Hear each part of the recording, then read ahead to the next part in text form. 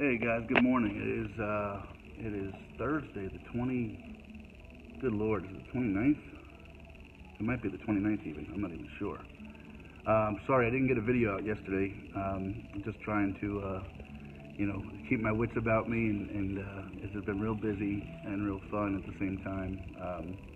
Like I said, I'm working with a great group of folks and a great company, and until January when I get my assistant here, I'm kind of doing open and the close, and that's it can be overwhelming. It doesn't have to be, but it can be. And just trying to keep myself rested when I can, mentally afloat. So it's challenging at home a little bit because Jamie works night, so she's going as I'm coming, and she works to 3 a.m. and I get in at 4 a.m. and then I work from 4 to 6 or 7, and she goes in at 3, so we're hardly seeing each other. So I guess that's present a little bit of a stress to us, but again, we'll get through it all. There's better days ahead and light at the end of the tunnel. And one of the things I wanted to share was just a couple of things. There's no real commentary or observations about the world that I have today. Just kind of telling you a little bit about me and the journey, and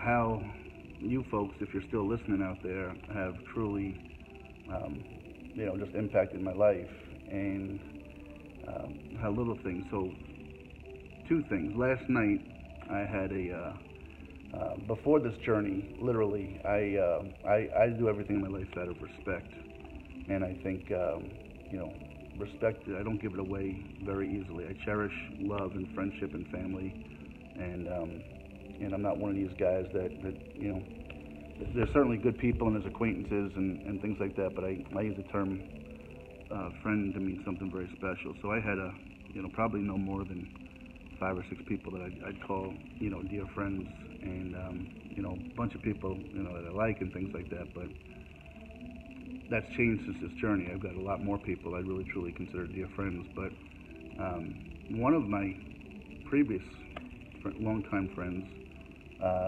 Joe and April, had reached out to me and said, "Hey, definitely want to get together with you when you get back, and sit down and have a beer and hear about the journey, and hear about you and see how you're doing."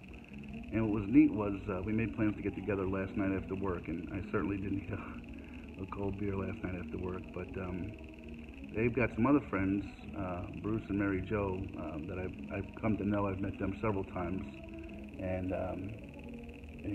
one of my favorite memories was not long before I left. I played a golf tournament with Bruce, and I enjoy golfing, and I was pretty much on top of my game in that little realm. But one thing is, golf is a frustrating sport. I'm not very good at it. I can hit the ball a pretty good distance, but my accuracy isn't always pinpoint. Man, Bruce is straight down the middle all the time. It's just so cool to watch. I wish I could do that. And then he watches me and goes, "Man, I wish I could hit it as far as you do." So we both sit there envying each other's game. But what was neat was we got together last night for just about an hour and a half. But Joe had said, "Hey, Bruce and Mary Jo want to come. They've really been into your journey and following you." And again, I know them, but I don't know them, closely and intimately. I just know them through Joe and April. Great people. But when I got there, they were there waiting, and I sat down, and it was so cool.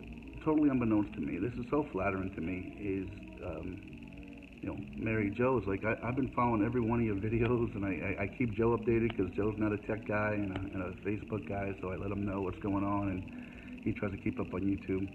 And we just sat, and they asked me some really deep questions, and just started talking, and I got to relive parts of the journey and people and stuff all over again, and it was really just a great experience. So again, so far I've met a handful of people I'd never met before that follow me through the journey, and it's just been completely life-changing. It really has, to know that I'm meeting and identifying with folks I never met before. And then there are people like Bruce and Mary Jo who I've met, but I think they feel and I feel both connected in a way we never did before as well. And it's just really, really cool. And there's so many of you out there, and that's what this video is about, is just to say thank you to y'all who I have met, who I haven't met. As an example, there's a young lady named Thelma up in Mechanicsburg, not far from here, that I'm going to get together with.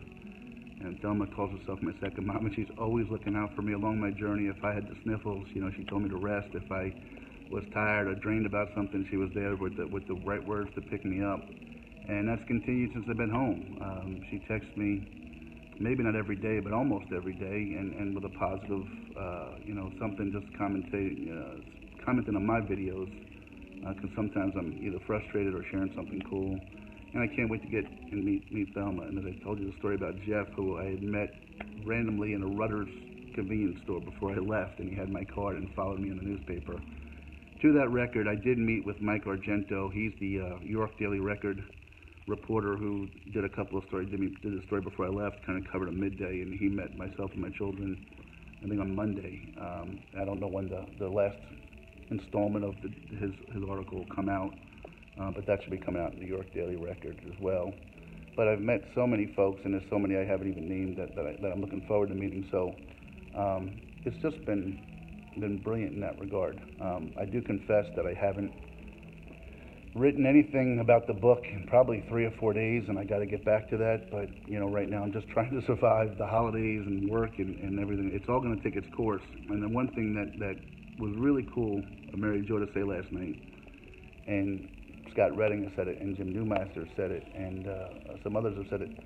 I want to keep this momentum going, and that's the one thing that's frustrating me is, I want to be carrying the message to schools and churches and kids and getting the children's stories out there, and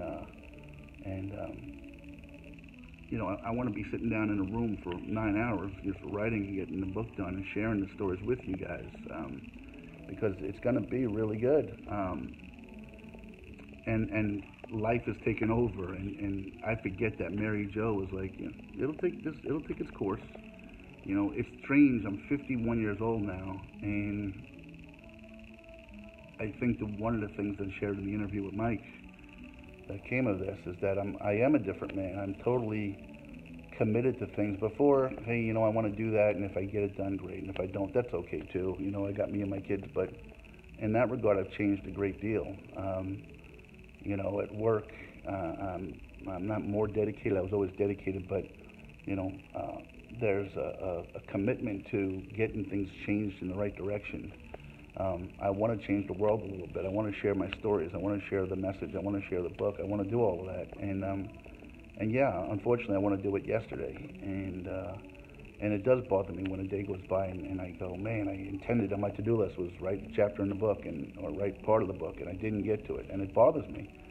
And, I needed Mary Jo to sit down and go, Jim, take a breath. It's only been a few weeks, and I know there are people that are eager to read about the book and hear about it, or meet me and get with me and hear the stories, and I want to meet you all. And, I wish I could have this giant room I'm in right now filled with everybody and shake hands and hug and do all of that. And I really appreciated her kind of saying that, and these people that I knew but didn't really know coming out and taking an interest in what I did. And again, the whole story is what's really cool about these stories. It's never about me. It's about the people I met. It's stories you guys don't even know how much I talk about y'all out there, how much of an impact you've had on my life. And then secondarily, kind of a neat story is I work with about 20 people in the morning, and they leave the building and go out and do their thing, and I've got about 5 or 6 people here in the building, and a couple of people this morning.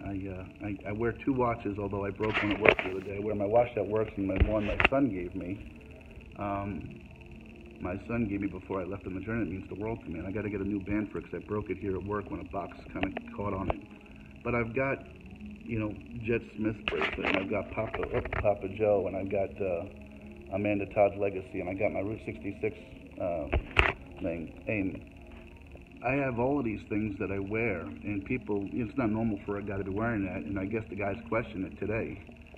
And, half joking about it a little bit, like, you straight, man? You're wearing a lot of these little bracelets. And I said, well, if you knew the meaning behind them. And they're like, well, what is it? And I got to tell them the meaning. These things now are who I am. They're part of my life. They're going to fall off my wrist someday, but they're not going to be taken off by choice. And the ones that I have lost, I still have them all. From Maria Rivera's Believe before I left. Carol Brady gave me one on day 4 or day 5. Emma Rice gave me I think 3 of them that I have all 3. Papa Joe, well, he gave me a second one, but that I left back in Oklahoma City at the memorial in memory of Papa Joe, or in honor of Papa Joe, I should say. I'm trying to think of other ones. Wiley Peterson gave me one, gave me a ribbon to wear, and I have that. I'm trying to think of others that I had that may have come off or fallen off. I think there's a couple, but my point is, these things are part of who I am now, and if somebody understands it, great. If they don't, that's okay too. I don't care, because when I look down every day at these, like I said, it's become part of who I am. This journey did change me personally. It really did, and not inside so much as kind of just mentally and how I view things. And these things helped me survive. They really did. While I was out there, every day, I didn't have much to look at, but I'd look down and see "Believe" for Maria, and I think Carol Brady said "Believe" as well. I had Jet Smith with me, Papa Joe with me, cancer survivors. Oh, I got an angel from Margie Jacobs that I had on my backpack, which that angel's seen better days.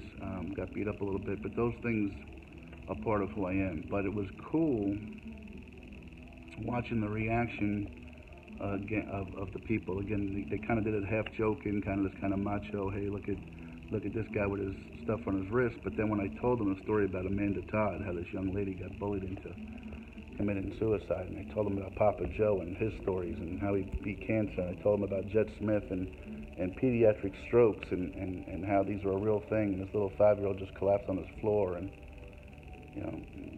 no one's ever taken that away, and these are the messages I'm spreading, and that's part of who I am now, just as much as my kids and my mom and my brother, and growing up, and my friends in New York, my friends here in PA. These people are part of who I am, and it's kind of cool. It really is kind of cool to see their reaction change and like, oh my God, that's kind of neat. I didn't know 5-year-olds could get strokes. I didn't know. I never, heard about bullying, but didn't know. And now I have a story to share, and they go home and tell their kids and their family, and hopefully this changes the world. As again, I'll talk about it a lot of times. Pastor Fred in Columbia City said, Jim, you'll never even know the impact you've had on people. You're out there planting seeds right now, and the more people I get to talk about it, hopefully the more seeds I plant, and hopefully whatever little change in the world I can have, or we could have together by sharing the message. Thank you all for being a part of my life and for making that happen. Sorry I didn't get a video out yesterday.